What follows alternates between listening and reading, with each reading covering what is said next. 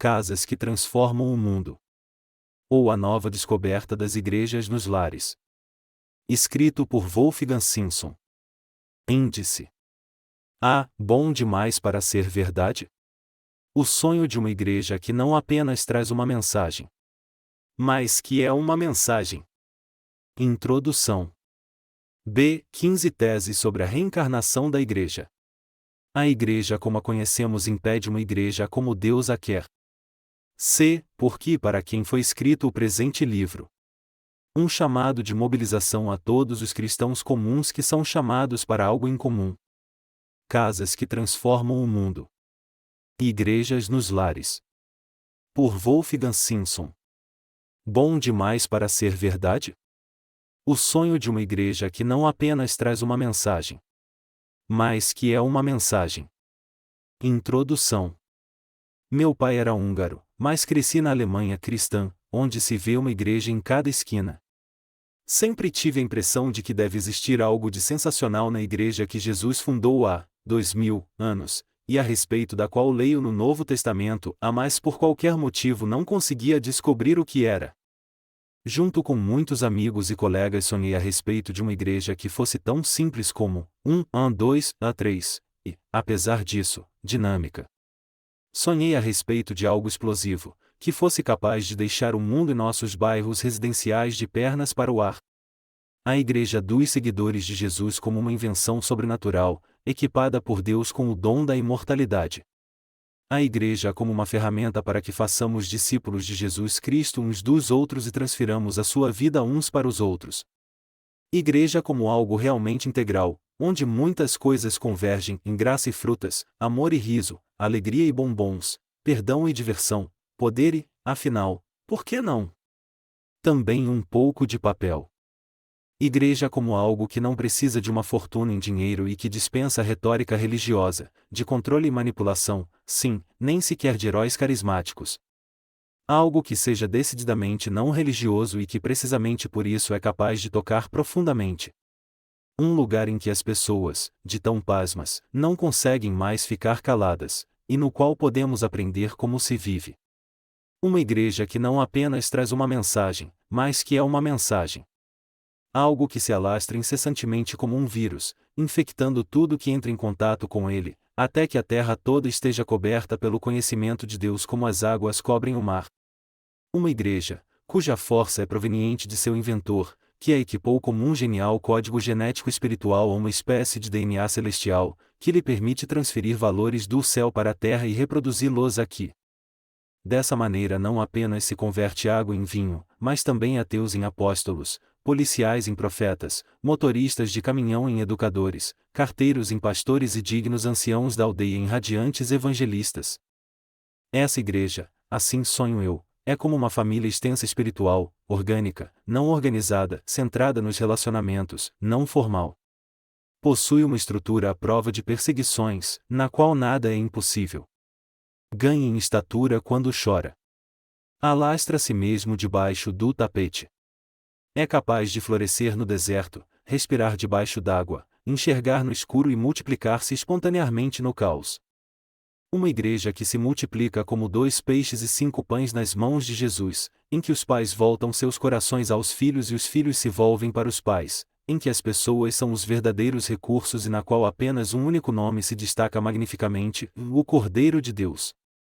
Agora falamos sobre as 15 teses sobre a reencarnação da igreja. Deus transforma a igreja e isso, por sua vez, transformará o mundo.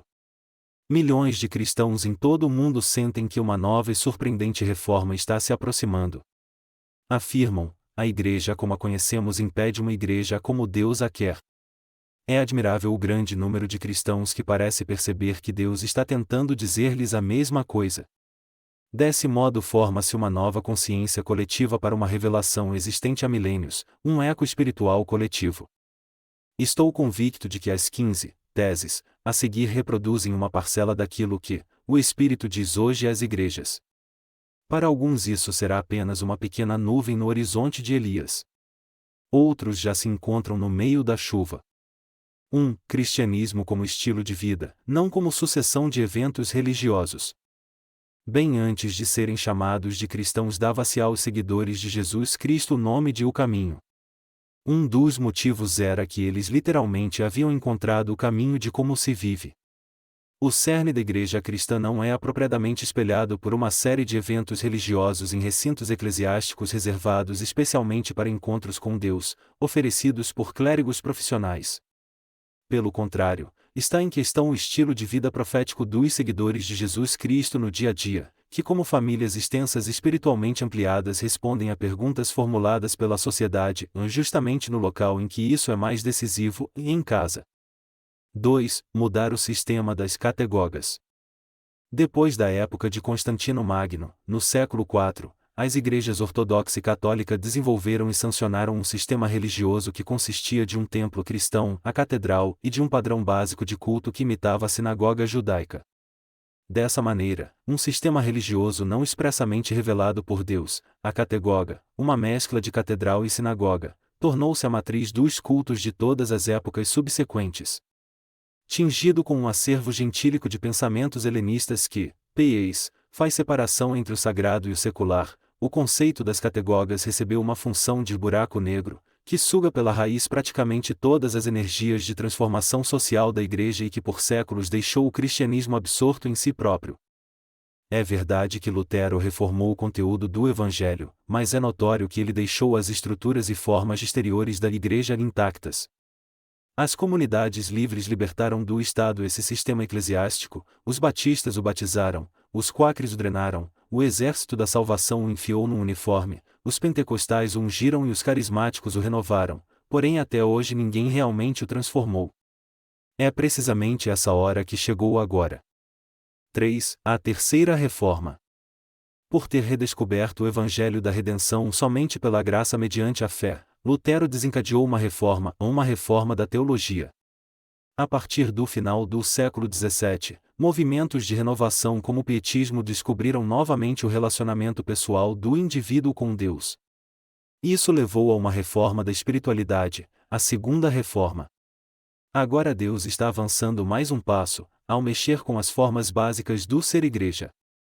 Dessa forma ele desencadeia uma terceira reforma, uma reforma das estruturas. 4. De casas que são igreja para igrejas nas casas. Desde os tempos do Novo Testamento não existe mais algo como a casa de Deus. Deus não vive em templos, erguidos por mãos humanas. É o povo de Deus que constitui a igreja. Por essa razão a igreja está em casa no exato lugar em que as pessoas estão em casa e nos lares. É ali que os seguidores de Cristo partilham a vida no poder do Espírito de Deus, tomam refeições em conjunto e muitas vezes nem mesmo hesitam vender propriedade particular, repartindo as bênçãos materiais e espirituais com outras pessoas. Instruem-se sobre como se inserir melhor, enquanto ser humano, nas leis espirituais constitutivas de Deus em meio à vida prática, e justamente não por meio de palestras professorais, mas de modo dinâmico, no estilo de pergunta e resposta.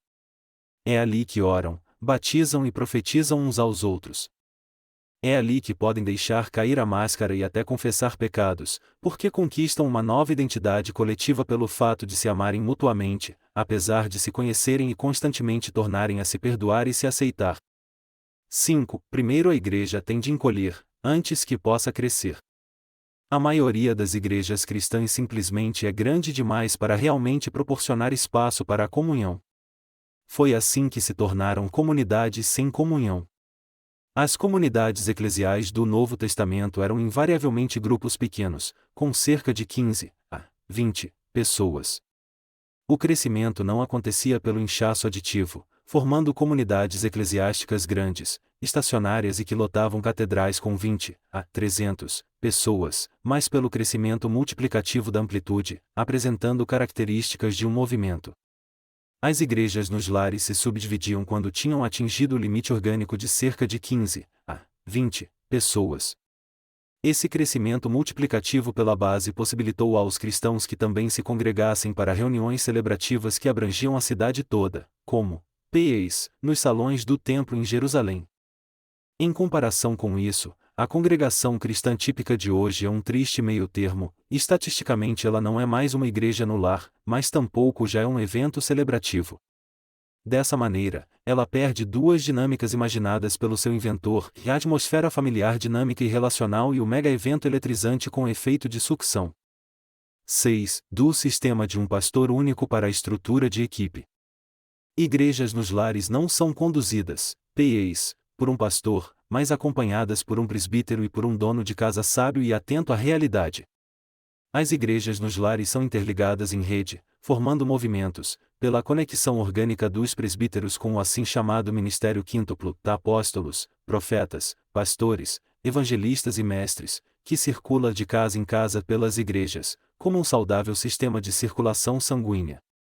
Nessa atividade as pessoas com dons apostólicos e proféticos, Efésios, capítulo 4.11, e, capítulo 2.20, desempenham um papel fundamental.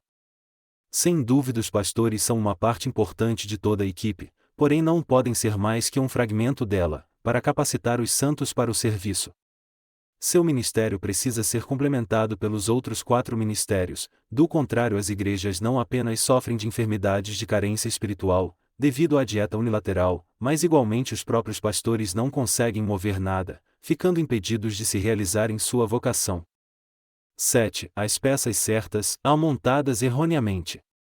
Num quebra-cabeça é essencial que as peças sejam montadas de acordo com o modelo certo, do contrário não apenas fica incorreto o quadro inteiro, mas também as diversas peças não fazem sentido. No cristianismo temos todas as peças à disposição, mas por tradição, lógica de poder e zelo religioso quase sempre as montamos erroneamente. Assim como existe H2O nos 3 estados de agregação, gelo, água e vapor, também os dons de serviço, Efésios capítulo 4.11, como o do pastor, ocorrem de 3 formas, porém muitas vezes na forma errada no lugar errado. Eles congelaram como pedras por meio do clericalismo eclesiástico, correm como água límpida ou ainda evaporam na falta de compromisso. Assim como a melhor coisa é regar flores com água, também os 5 ministérios que fomentam a igreja, apóstolos, profetas, pastores, evangelistas e mestres, têm de reencontrar formas novas, e muito antigas, na igreja, para que o sistema todo comece a florescer e cada pessoa encontre um lugar apropriado no todo. Por isso a igreja não pode nem deve voltar atrás na história, porém precisa retornar à matriz original. 8. Das mãos dos burocratas eclesiásticos ao sacerdócio de todos os que creem. As igrejas do Novo Testamento nunca foram dirigidas por um homem santo, ou senhor pastor, que se encontra numa ligação especial com Deus em substituição a outros e que regularmente alimenta consumidores relativamente passivos na fé, como se fosse um Moisés do Novo Testamento. O cristianismo assumiu das religiões gentílicas, ou, na melhor das hipóteses, do judaísmo, a categoria dos sacerdotes como um espaço amortecedor de mediação entre Deus e o ser humano. Desde os dias de Constantino Magno a rigorosa profissionalização da Igreja já pesou tempo suficiente como maldição sobre a Igreja, subdividindo artificialmente o povo de Deus em leigos infantilizados e clero profissional. Conforme o Novo Testamento há um só Deus e um só mediador entre Deus e os homens, Cristo Jesus, 1 de Timóteo, capítulo 2.5. Deus retém sua bênção quando profissionais da religião se imiscuem entre ele e o povo. O véu do templo foi rasgado e Deus possibilita a todas as pessoas a terem acesso a ele diretamente por meio de Jesus Cristo, o único caminho e advogado. Já não precisam manter contato com ele de forma mediada e indireta através do representante de uma casta religiosa. A fim de transportar para a prática o sacerdócio de todos os que creem, que entre mentes já foi impetrado há 500 anos, pela primeira reforma, o atual sistema de uma igreja profissionalizada e burocratizada terá de ser transformado radicalmente ou afundará na irrelevância religiosa. A burocracia é a mais diabólica de todas as formas de administração, porque no fundo levanta apenas 2 perguntas, sim ou não. Nela dificilmente há espaço para a espontaneidade, a humanidade e a vida genuína cheia de variações. Essa forma estrutural pode ser adequada a empreendimentos políticos ou econômicos, porém não ao cristianismo. Deus parece estar em vias de libertar seu povo do cativeiro babilônico de burocratas eclesiásticos e de pessoas no exercício do poder religioso, bem como tornar a igreja novamente um bem comum. Faz isso ao colocá-la nas mãos de pessoas simples, chamadas por Deus para algo extraordinário e que, como nos dias de outrora, talvez ainda estejam cheirando a peixe, perfume ou revolução. 9. Das formas organizadas para as formas orgânicas de cristianismo. O corpo de Cristo é linguagem figurada para um ente profundamente orgânico e não para um mecanismo organizado. Localmente, a igreja consiste de uma pluralidade de famílias espirituais extensas, que estão organicamente interligadas em uma rede. A maneira como cada igreja está ligada a outra constitui uma parte integrante da mensagem do todo. De um máximo de organização com um mínimo de organismo é preciso passar novamente para um mínimo de organização com um máximo de organismo. Até aqui o excesso de organização muitas vezes sufocou o organismo, corpo de Cristo, como uma camisa de força, por medo de que algo pudesse dar errado. Contudo, medo é o oposto da fé, não representando exatamente uma virtude cristã sobre a qual Deus desejasse edificar sua igreja. O medo visa controlar, a fé sabe confiar. Por isso, controlar pode ser bom, mas confiar é melhor. O corpo de Cristo foi confiado por Deus às mãos fiéis de pessoas que possuem um dom carismático especial, são capazes de crer que Deus ainda mantém o controle da situação quando elas próprias já o perderam há tempo. Sem dúvida, o ecumenismo político e as hierarquias denominacionais tiveram sua chance de mostrar resultados no passado, mas não obtiveram êxito. Hoje é necessário criar redes regionais e nacionais que se baseiam sobre a confiança, para que formas orgânicas de cristianismo possam ser novamente desenvolvidas. 10. Cristãos adoram a Deus, não a seus cultos. Visto de fora, o cristianismo se apresenta do seguinte modo para muitas pessoas: pessoas santas dirigem-se, numa hora santa, num dia santo, a um prédio sagrado, a fim de participar de um ritual sagrado, celebrado por um homem santo em vestimentas sagradas, em troca de uma oferta sagrada. Uma vez que essas promoções regulares, orientadas pelo desempenho e chamadas de culto divino, requerem muito talento organizativo e consideráveis recursos administrativos, os rituais formalistas e modelos de comportamento institucionalizados rapidamente se solidificaram em tradições religiosas. Em termos estatísticos, o tradicional culto dominical de 1 a 2 horas de duração, com cifras do porte de 20 a 300 visitantes, é extremamente voraz em termos de recursos. Apesar disso, produz bem poucos frutos na forma de pessoas que estejam dispostas a mudar de vida como discípulos de Jesus. Em termos econômicos, o culto tradicional é uma estrutura que exige muitíssimo investimento, mas produz poucos resultados. Na história, o desejo dos humanos de adorar corretamente a Deus levou aos constrangedores denominacionalismo, confessionalismo e nominalismo. É um enfoque que desconsidera que os cristãos são chamados a adorar em espírito e em verdade, e não a repetir, em pequenas e grandes catedrais, hinos costumeiros. Essa mentalidade de programação, que se compraz em reiterar o proverbial Amém na igreja, ignora que toda a vida é pulsante, muda constantemente e é absolutamente informal. Sendo o cristianismo o caminho da vida, ele é por natureza informal e espontâneo, e tão somente o violentamos por meio dos rituais religiosos repetitivos. O cristianismo precisa afastar-se das impressionantes celebrações teatrais em recintos eclesiásticos e recomeçar a viver de modo impressionante a vida cotidiana. É isso que verdadeiramente serve a Deus. 11. Não mais levar o povo à igreja, mas a igreja ao povo. A igreja está se transformando de volta, saindo de uma estrutura do vinde para uma estrutura do ide. Uma das consequências é que não se tenta mais levar as pessoas à igreja, mas a igreja até as pessoas. A missão da igreja jamais alcançará seu alvo se meramente adicionar acréscimos à estrutura existente. Ela unicamente acontecerá em termos multiplicativos por meio da expansão das igrejas na forma de fermento, inclusive entre grupos da população que ainda não conhecem a Jesus Cristo. 12. A Santa Ceia é redescoberta como uma verdadeira refeição. A tradição eclesiástica conseguiu a façanha de celebrar a Santa Ceia em doses homeopáticas, com algumas gotas de vinho, uma bolacha insípida e um semblante triste. No entanto, segundo a fé cristã, a ceia do Senhor é uma refeição substancial com significado simbólico, não uma refeição simbólica com significado substancial. Deus está novamente afastando os cristãos das missas, de volta às mesas, de volta à refeição. 13. Das denominações para a igreja da cidade. Jesus deu vida a um movimento, a mais o que apareceu foram empresas religiosas com redes globais, que comercializavam suas respectivas marcas do cristianismo, fazendo concorrência uma à outra. Por causa dessa subdivisão em nomes e marcas, a maior parte do protestantismo perdeu sua voz no mundo e tornou-se politicamente irrelevante. Muitas igrejas estão mais preocupadas com especialidades tradicionais e discórdias religiosas dentro de seus muros do que com dar um testemunho perante o mundo em conjunto com outros cristãos. Jesus jamais pediu aos seres humanos que se organizassem em denominações. Nos primeiros dias da igreja, os cristãos tinham uma dupla identidade: eram seguidores de Jesus Cristo, convertidos verticalmente a Deus. Em segundo lugar, congregavam com base na geografia, quando também se convertiam localmente uns aos outros, formando movimentos eclesiais. Não somente se ligavam em igrejas de vizinhança ou nos lares, nas quais partilhavam sua vida cotidiana, mas também expressavam sua nova identidade em Cristo, na medida em que as respectivas circunstâncias políticas o permitissem.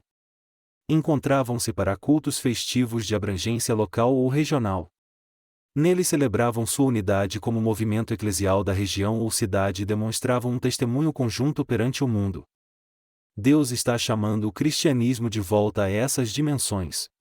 O retorno ao modelo bíblico da igreja da cidade, ou seja, uma nova credibilidade das igrejas nos lares dos bairros, aliada a cultos festivos de abrangência local ou regional, em que todos os cristãos de uma região se congregam regularmente, não apenas fomenta a identidade coletiva e credibilidade espiritual dos cristãos, mas também confere à igreja um peso político, e chamará a atenção que a mensagem cristã merece. 14. Uma mentalidade à prova de perseguição. Jesus, o cabeça de todos os cristãos, foi crucificado.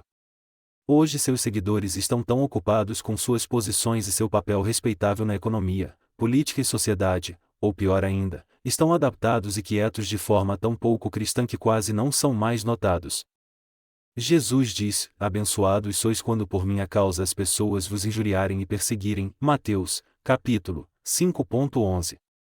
O cristianismo bíblico é uma ameaça para o ateísmo e pecados gentílicos, para um mundo que foi dominado pela ganância, pelo materialismo, pela inveja e pela tendência de crer em absolutamente tudo, a menos que esteja na Bíblia.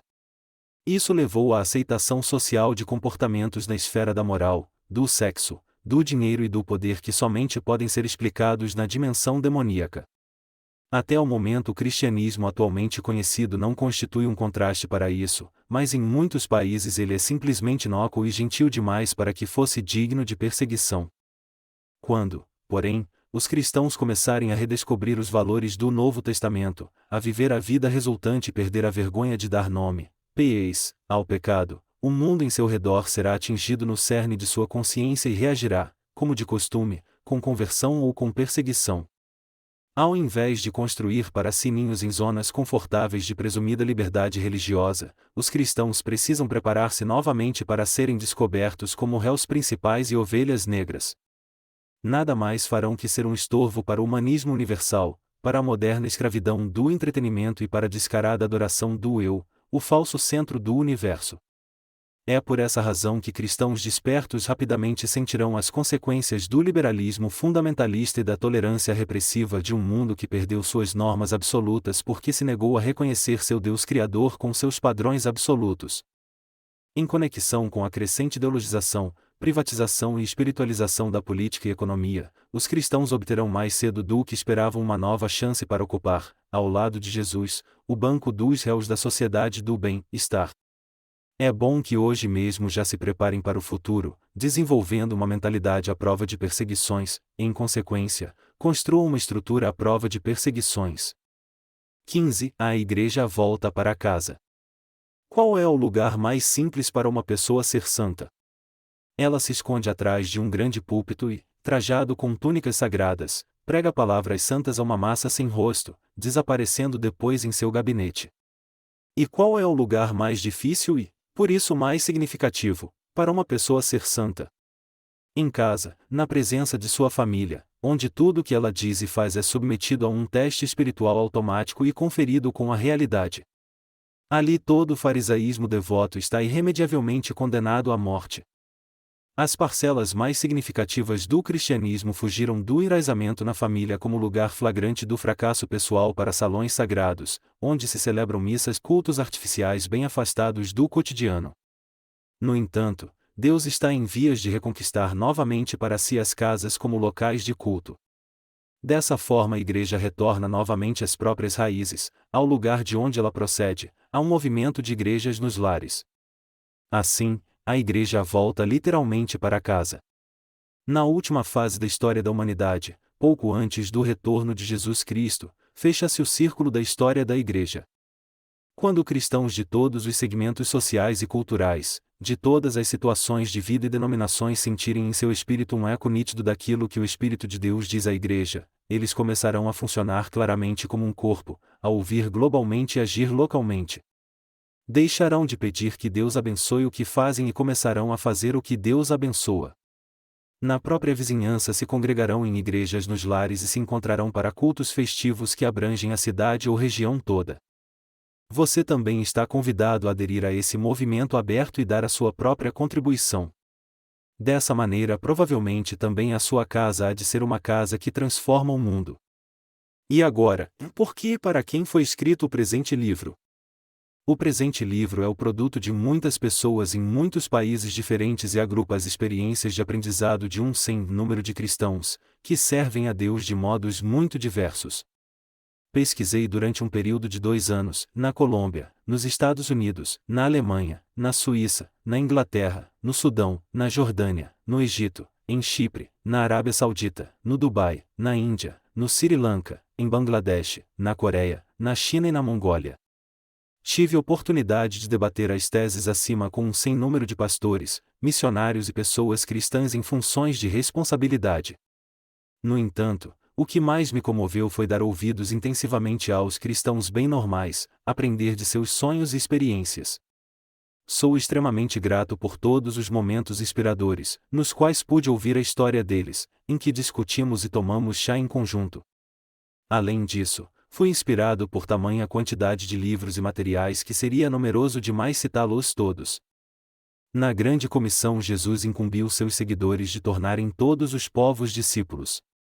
Entre cristãos dissemina-se cada vez mais o reconhecimento de que isso somente acontecerá quando houver uma igreja cristã, uma vitrina de Deus, ao alcance de cada ser humano deste planeta.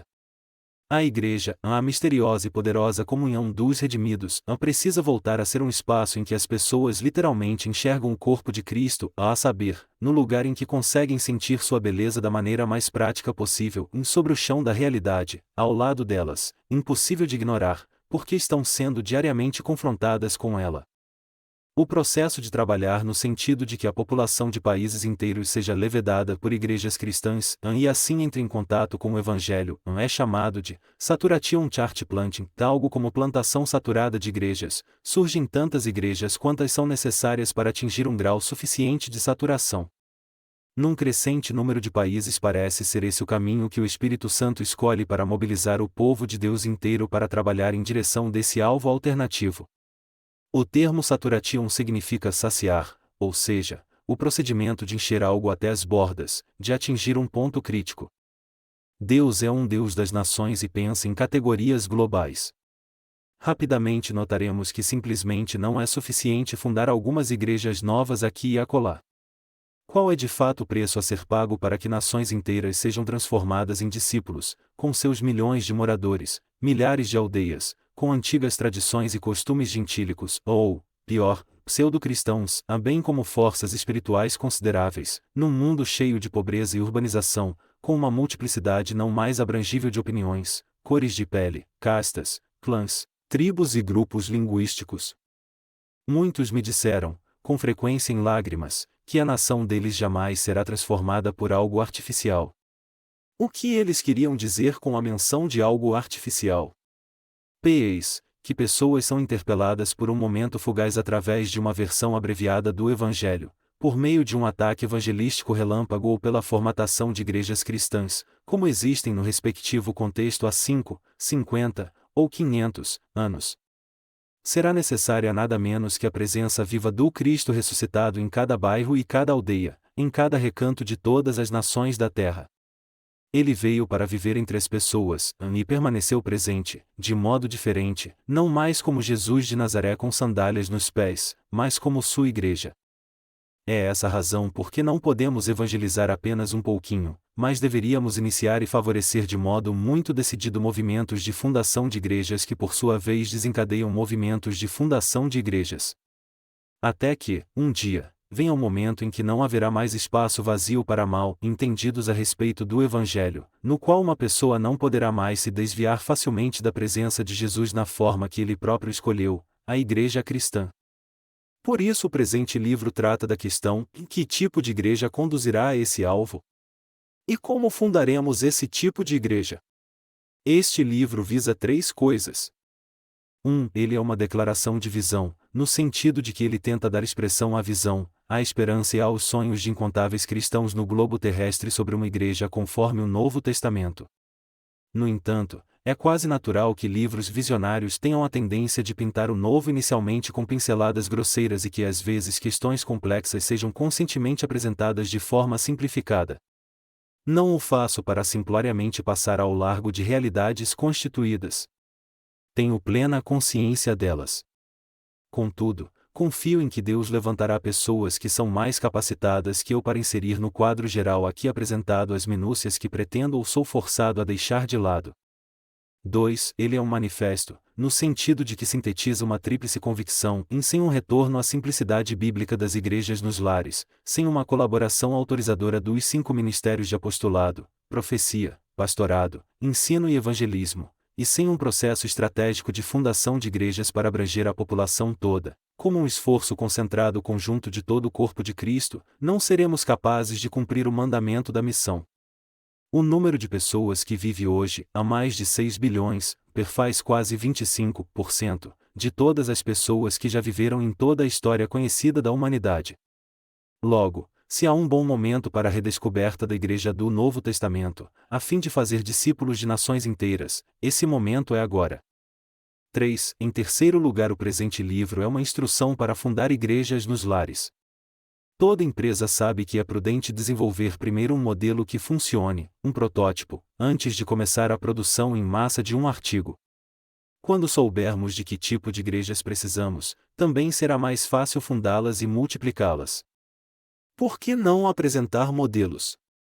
Neste livro resisti à compreensível tentação de descrever um sem número de modelos de igrejas nos lares, que poderíamos usar como matriz para fazer cópias. Não acredito na mentalidade de fotocópias em assuntos espirituais. Captar é mais eficiente e autêntico que copiar. Ao invés de reproduzir as receitas de sucesso espiritual de outros, considero mais natural que você persiga aquilo que Deus determinou para a concretização de formas orgânicas de igrejas para você onde vive. De maneira alguma gostaria de eximir o leitor desse processo criativo. É muito mais importante captar e interiorizar princípios espirituais centrais do que adotar e transpor um modelo de 5 estágios comprovado N vezes. Ao invés de importar as histórias de sucesso espiritual de outros, considero mais natural que todos nós procuremos por caminhos que Deus preparou para nós e nossas regiões. Aquilo que ele visa revelar a nós não precisa necessariamente ser idêntico ao que ele revelou a outros, como um ovo é idêntico ao outro. Muitas pessoas buscam por um método comprovado, seguro contra mancadas, já experimentado e testado por um número suficientemente grande de precursores, antes que elas próprias se arrisquem a um passo de fé, agindo da mesma forma como eles. Essa mentalidade anti-mancadas, que se impõe muitas vezes como um especial senso de realidade com os pés no chão, é um caminho que soa bastante espiritual, para escondermos nosso próprio medo diante do novo e do desconhecido. Contudo, o medo é o oposto da fé. Um dos segredos dos seguidores de Cristo é que eles são homens e mulheres que não precisam primeiro de um impressionante acervo de dados acadêmicos e estatísticos antes de realizarem algo, mas que cumprem, com fé e, se me permitirem uma palavra incômoda, em obediência, aquilo de que Cristo os incumbe.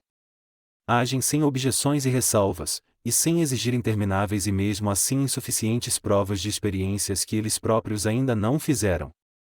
Igrejas nos lares na Europa?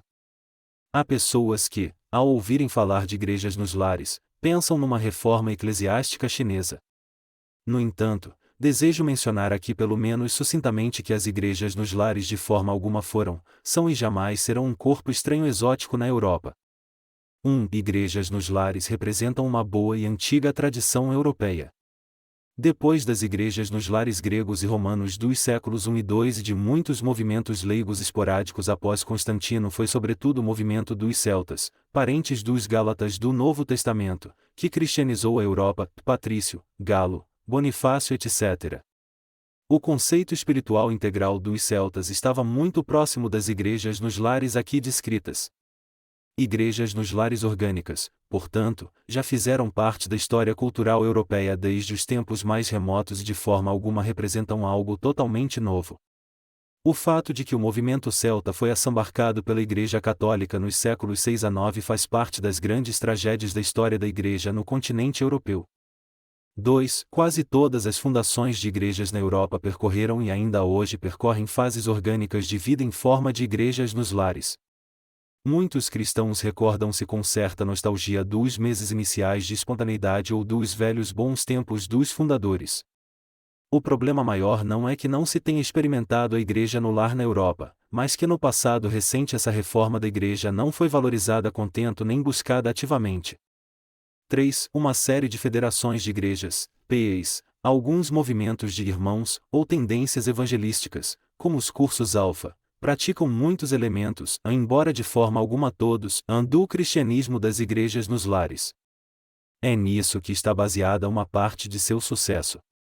4. No passado mais recente existiram, e ainda hoje ocorrem, movimentos de igrejas nos lares na Europa. PEIs. Há algumas décadas um cristão francês da Alsácia fundou cerca de 30 igrejas nos lares somente no norte da Alemanha. Normalmente igrejas nos lares não fazem grande alarde de si mesmas, motivo pelo qual poucas pessoas as notam. 5. Já nos tempos atuais existem muitas igrejas nos lares independentes, que se formaram nos últimos anos numa quantidade impressionante de casas. Conforme minhas informações novas estão surgindo a todo momento. No entanto, via de regra, ainda não estão organizadas num movimento regional. E que acontece com as estruturas existentes? Ninguém vive no vácuo, e muitos crescem em estruturas eclesiásticas ou denominacionais, ou pelo menos vivemos em áreas que apresentam uma história eclesiástica mais ou menos viva. Não nos será possível simplesmente voltar atrás na história. Contudo, em lugar algum da Bíblia somos solicitados a tolerar o status quo como imutável. Devemos ser perfeitos, como nosso Pai no céu é perfeito. TMT 5.48.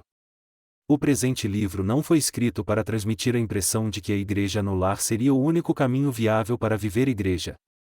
Pelo contrário, trata-se da perspectiva quanto ao que tem de acontecer para que nações inteiras sejam inequivocamente convocadas ao seguimento de Cristo e assim povos sejam transformados em discípulos. A partir desse ângulo de visão, que no começo talvez seja incomum para você, rapidamente se torna claro que esse alvo jamais poderá ser atingido se nós mesmos não reencontrarmos radicalmente as dinâmicas da Igreja do Novo Testamento, ou se pelo menos não criarmos o espaço para que outros possam fazê-lo sem que lhes sejamos um estorvo.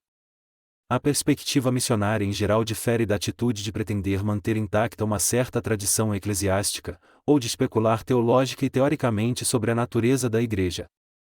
Se as igrejas nos lares de fato forem uma forma válida de igreja, há algo que não apenas eu estou asseverando, mas sobre o que o Novo Testamento fala com clareza, então faremos bem em aceitar esse fato e colocá-lo em prática, ou pelo menos tolerá-lo, em nossos relacionamentos. Como veremos adiante, as igrejas nos lares trazem consigo um potencial realmente explosivo no sentido missionário, em comparação com o que conhecemos das igrejas históricas e das igrejas livres de cunho tradicional. Estou convicto de que Deus está transmitindo bênçãos infinitas ao mundo por meio das estruturas eclesiásticas vigentes, bênçãos que transformaram de maneira duradoura a vida de incontáveis pessoas, e que dessa forma surgiram muitos benefícios e também surgirão no futuro. Porém a Igreja jamais deveria se conformar e contentar com o que existe no momento. Ela sempre deveria visar ser exatamente aquilo para o que foi inventada por seu Criador, e ser impulsionada por uma certa insatisfação sagrada.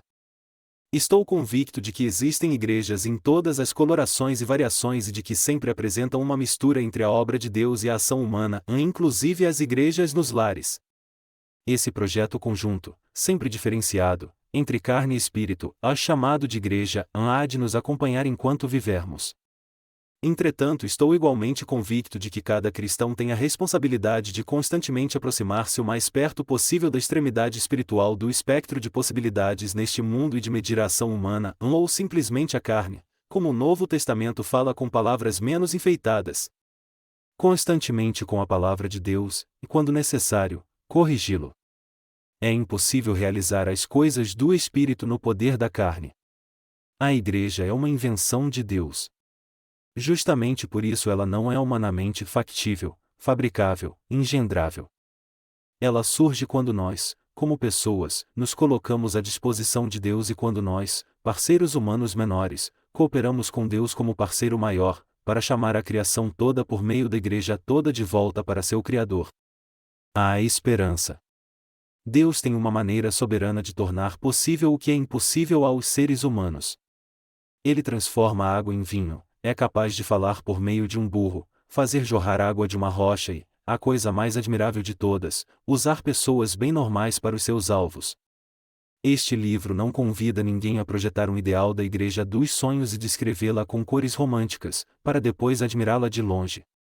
Trata-se de emitir pessoalmente um eco ao que Deus possivelmente conclama a todos nós nos dias atuais. Tentei dizer com toda a clareza de que eu dispunha o que é que Deus deseja fazer da sua Igreja e para que propósito Ele convoca seu pessoal. Estou disposto a responder a esse desafio pessoalmente, do melhor modo que sei, local e globalmente, embora pense às vezes que em muitos aspectos não sou muito apto para isso. Contudo, na perspectiva histórica, essas insuficiências humanas parecem até provocar a Deus. Como provavelmente acontece também com outros, carrego comigo minhas próprias hipotecas eclesiásticas, vejo tudo um pouco com a cor dos óculos de minhas próprias experiências e tenho manias pessoais de toda espécie. Tenho a dolorosa consciência de que o presente livro tão somente é uma contribuição inconclusa sobre esse tema. Contudo, um livro que seja insatisfatório em vários aspectos, mas que é publicado com certeza sempre será melhor que o livro perfeito, o qual provavelmente jamais escreverei. Talvez você veja, como eu próprio, a natureza inconclusa e fragmentária de uma contribuição desse tipo como parte da mensagem Deus Semper Major, Deus é sempre maior do que nós imaginamos. Sim, vimos no horizonte algo realmente incrível. E mais, parece ser apenas uma parte daquilo que ainda há para ser visto. Não primordialmente para pastores. O presente livro intencionalmente não se dirige primordialmente a pastores, pelo que aqui rogo por compreensão. Para isso há razões de peso em termos de história da Igreja e de estratégia. Com certeza cada um de meus colegas pastores concordará comigo após a leitura do livro. O livro dirige-se de modo igual a 4 grupos de pessoas, a respeito das quais creio que darão forma ao futuro da Igreja. 1. As mulheres. Mais de 50% do cristianismo consiste de mulheres, que nas igrejas institucionalizadas muitas vezes têm poucas chances de realmente florescer, poucas possibilidades de marcar presença com os seus serviços. Muitas vezes tiveram permissão apenas de preencher cotas no mundo das igrejas livres e territoriais dominadas e superorganizadas pelos homens. Quando eram mães de bebês permaneciam tempo demasiado trocando fraldas, à margem dos acontecimentos. No entanto, o lugar das mulheres é bem no meio do evento da Igreja. Se isso não se concretiza no sistema eclesiástico existente, o que precisa ser trocado não são as mulheres, mas o sistema. 2. Aos pais de família. Famílias jovens, e seus pais, são mercadoria estatisticamente escassa no sistema eclesiástico dos últimos 1600 anos. Estou convicto de que se desperdiça um montante irresponsavelmente grande de potencial de presbíteros nos pais de família. Esses pais não encontram o acorde harmônico que una profissão, família e colaboração na igreja. Que, porém, aconteceria se o centro das igrejas voltasse a ser transferido para as famílias? Ao invés de profissionais da igreja, os pais de família e seus dons passariam, então, ao centro dos acontecimentos, e a igreja tornaria a ser parte do cotidiano. Parece que é justamente isso que Deus tem em mente. 3. Aos 5 ministérios. Muitos que se sentem chamados por Deus para um ministério de pastor, apóstolo, profeta, evangelista ou mestre percebem que de certo modo não se encaixam bem no sistema da igreja. Sentem-se sozinhos, sobrecarregados ou subaproveitados, sofrem sob a pressão das expectativas da igreja, sentem-se incompreendidos. Em suma, estão em busca do molde apropriado para se encaixarem de modo sensato e com entusiasmo genuíno como uma peça de quebra-cabeça em um conjunto maior. De acordo com minha convicção, os movimentos de igrejas nos lares propiciam exatamente essa possibilidade.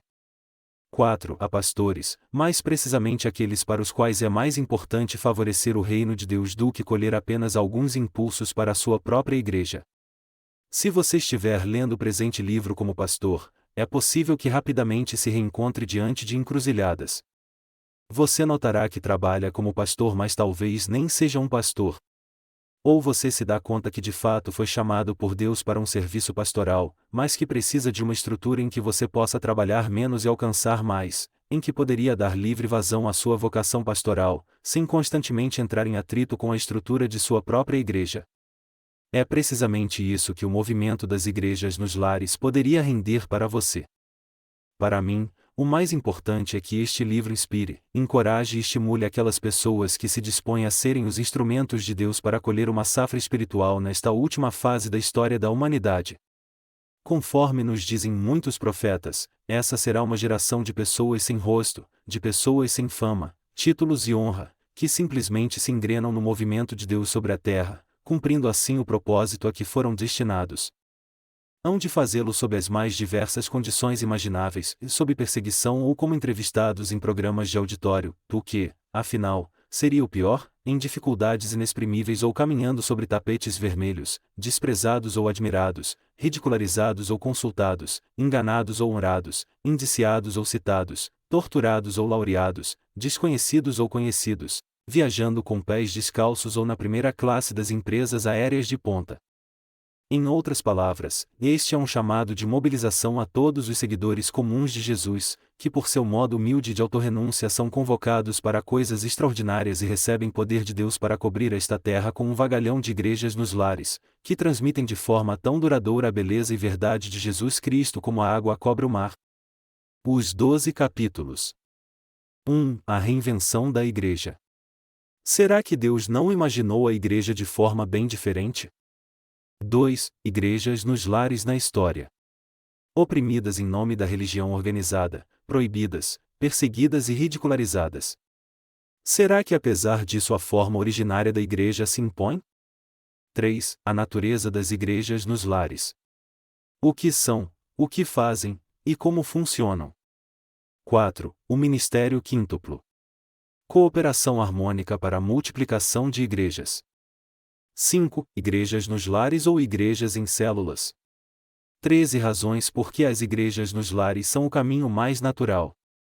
6. Desenvolver uma estrutura à prova de perseguições. Bem-aventurados sois quando vos perseguirem. Como desenvolver uma mentalidade à prova de perseguições e como crescer cada vez mais quando pressionados. 7. Nenhum avanço sem mudança. A arte de mudar na corrida, ou, como evitamos realizar o novo em virtude da força do antigo. 8. Tirar as consequências. O próximo passo depende de qual será o último passo que você dará. 9. Qualidade, estrutura, a quantidade. Primeiro os valores e conteúdos, depois os métodos, as estruturas e os planos, bem por final o crescimento e os números, como aprender a pensar nas categorias, qualidade, estrutura, quantidade. 10. A bênção dos pais para uma nova geração. Sobre a mobilização da descendência espiritual, ou, como transformar rebeldes em revolucionários.